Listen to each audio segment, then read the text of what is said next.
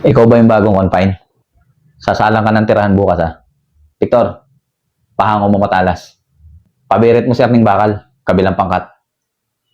Yan ang isa sa matitigas na linya sa mga pelikulang kulungan na napapaloob din sa taong 90s. O ano Brad, o ano Brad, o ano Brad, o ano Brad. Kung gusto mo na tumawa, halika manood ka dito.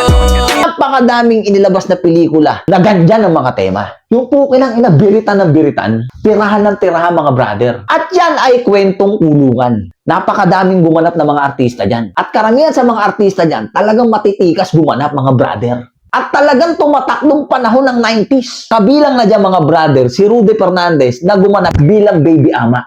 At syempre mga brother, si Robin Padilla. At nagkaroon pa nga ito ng anak ni baby ama na hanggang ngayon mga brother ay palaisipan kung totoo ba yun o hindi. Pero maraming nagsasabi at maraming naglalabasan na walang katotohanan.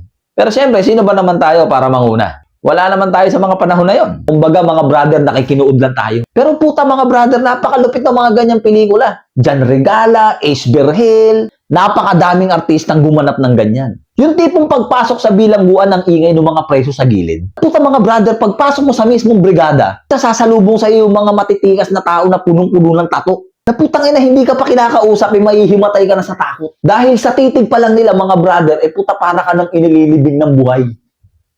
Ito yung mga tattoo nila hanggang paa. At saka yung mga tattoo na mga brother, talagang sobrang meaningful mga kaibigan. Kaya talagang kikilabutan ka. Sabi nga sa kasabihan, kung matapang ka dito sa labas, pagdating mo sa loob, putya punit ka. Hindi uubra ang tapang mo doon, brother. Dahil brother, pagdating mo ron, mas maraming mas matatapang sa'yo. At mas maraming mas matatapang sa mga kilala mong matatapang na nandito sa labas. At sa mga pelikulang pinalabas noong 90s, nakalinya yan, naka-script. Talagang ginaganapan ng mga lulupit na artista. Yung tipong pagdating ng rancho, tapos magkakainitan doon, ay putya brother, birit talaga. Yan yung mga eksenang putya talagang tumatak. At napakadaming true to life story na ipinalabas. At ang pinakatumatak nga mga brother, walang iba kundi si Baby Ama. Lalo na yung isang pelikula ni Ace Berhel na Totoy Guapo alias Kanto Boy. Nung nakulong siya mga brother, puta, pinatutong ba siya kay Johnny Delgado? At ang gumanap nga doon na tirador mga brother, si Johnny Delgado. Ang pangalan niya ron ay si Boy Demonyo. Sa pangalan pala mga brother, di ba? Matatakot ka talaga eh. Natambal nga pala dito ni Ace Berhel, walang iba kundi si Willie Revillame. At sa mga eksena na yung brother, bibiritin na sana siya ni Johnny Delgado.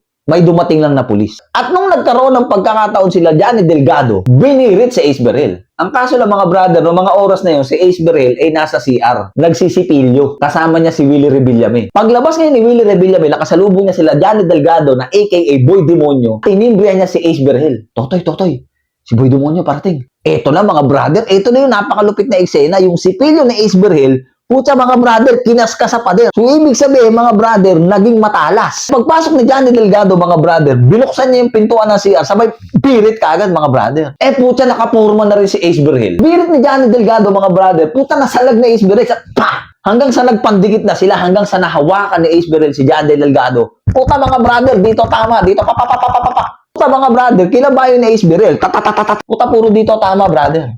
Patay. Totoy Guapo alias Kanto Boy. Kaya ikaw nanonood ka kung medyo siga-siga ka, brother, mag-isip-isip ka. Brad, mahirap mabuhay sa loob ng kulungan. Napakasarap mabuhay sa laya mga kaibigan. Gagawa mo yung gusto mo, nakakain ka ng sopas, ng mami, lomi, nakakapag-inom-inom ka ng konti. At higit sa lahat, brother, malaya ka kasama mo ang pamilya mo. Lagi natin tandaan mga kaibigan, hindi kaduwagan ang pag-iwas sa away. Lalo na kung meron kang pamilya na ikaw lang ang inaasahan at mahal na mahal ka. Muli, maraming salamat sa panonood ng mga ganitong video. Maraming salamat din sa mga batang 90s na nakasubaybay sa mga panahon na to.